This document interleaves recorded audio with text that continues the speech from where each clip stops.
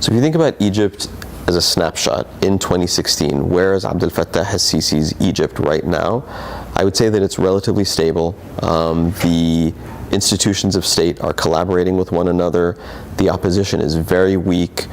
Egypt has gotten a lot of political and financial support from its neighbors and other countries.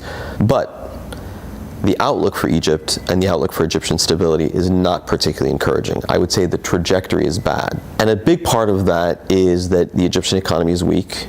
It's bound to get weaker. And Sisi faces a presidential election in 2018.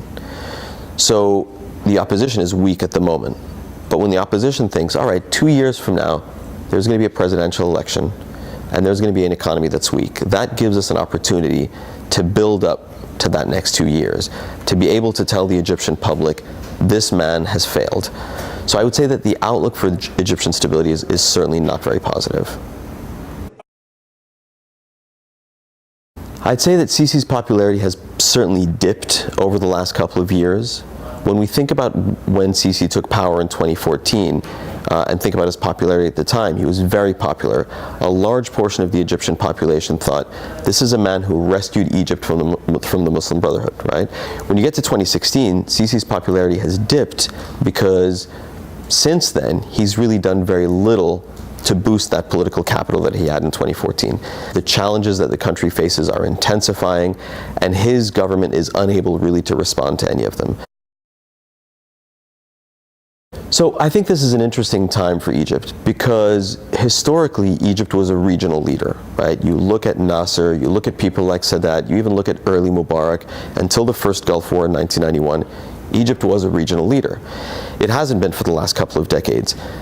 One thing that Sisi wants to do is he wants to change that. He wants Egypt to be back in the position of a regional leader.